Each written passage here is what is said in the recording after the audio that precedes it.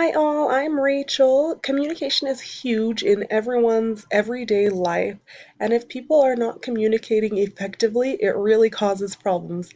It's just like if you give directions to someone and you tell them it's by the tree, that's where they need to turn, and they turn by a tree, but it's not the right tree, means you didn't communicate very well, right? So, being productive and engaged is a huge part of communication. Overall, we are just more productive and engaged as people when we effectively communicate with each other, which makes a lot of sense to me.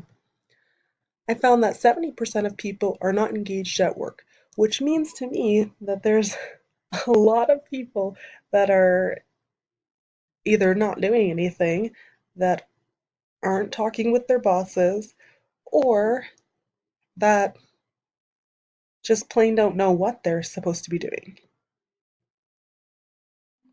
Now, I found that productivity improves by 20 to 25% when we are able to talk with each other. So, when people are able to understand what's going on and they feel that they have been communicated with. I also found that 46% of people do not know the purpose of meetings in general. So I've had this happen before to me. We've all been to those hour-long meetings, 2-hour-long meetings, where we have no idea what the person was trying to get across. And then at the end, they're like, okay, go team, we're going to be better about this. And you're like, what, better about what? Okay, well, we don't want the meeting to go on longer, so we're just going to say, okay, let's do this. We've all been to those meetings, but that's a huge percentage that don't know the purpose of meetings. This to me shows that we need to be better about informing people what needs to go on, right? All right, so I really wanted to focus on ways to communicate. So, as you can see from this amazing little pie chart, there are three different ways that we communicate as a whole. The one that I want to focus on here is the nonverbal. Nonverbal is 55% of the way that we communicate. So let's talk about this. Our nonverbal ways to communicate are letters, emails, text messages, notes. All of those things are going to be your nonverbal communication.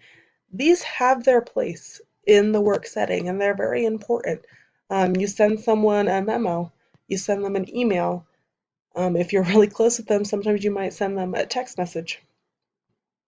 Nonverbal communication is really important in the workplace and needs to be effective.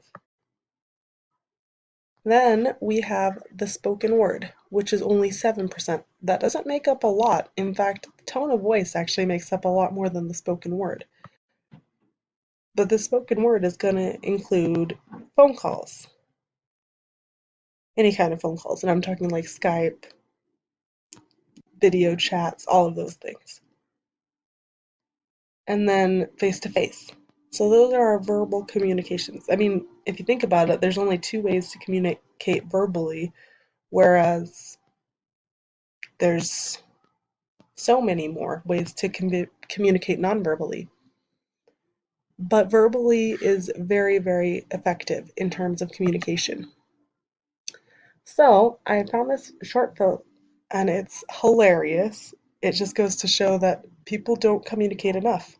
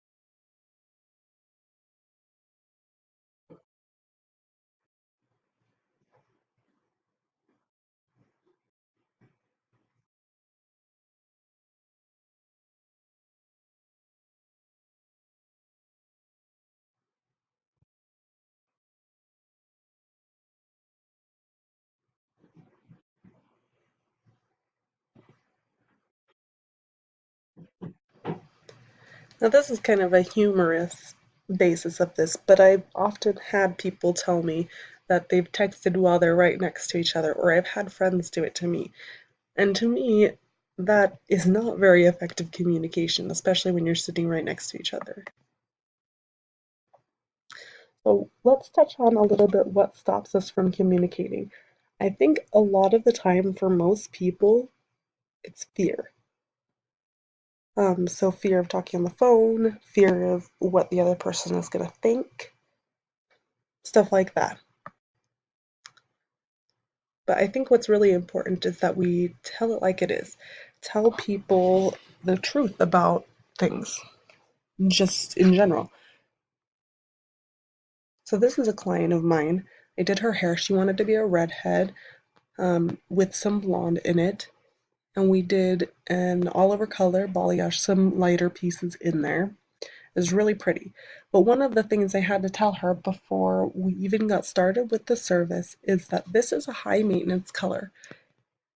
If she's going to do this, she's going to have to buy shampoo and conditioner to keep that color in for longer. She was going to have to wash her hair in cooler water, not like freezing her out or anything, but make sure that she doesn't wash her hair with hot water because reds fades like crazy. And that was one of the things that I honestly had to tell her straight up. And if I hadn't have told her, the consequences would have been worse. Because as a hairdresser, people expect the best from you, obviously. And if you tell them like it's going to be great, everything's going to turn out great, but you don't explain to them that reds fade really fast, they're going to be irritated when in a month and a half it fades. Same thing with this lady. She came in and she wanted a haircut kind of like this. She came in with this hair. We took a look at it, and I there was one thing that I was a little bit concerned about because honestly, longer A-lines are a lot of work for people to style. They have to style them, otherwise it ends up looking like it's an uneven cut just because of the way that it lays, because it kind of hits your shoulder and bunches out weird. And so one of the things that I told her is that in order for this style to be a thing, you are going to have to either flat iron your hair or curl your hair. You don't have a choice because this is a haircut that requires that.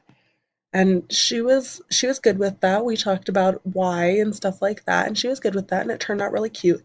But the thing is, if I hadn't have communicated that and told it like it was, people get a little irritated, and rightly so. Thanks so much for listening. I think that you can see why it's a little bit better to communicate versus just letting things happen and fall where they may.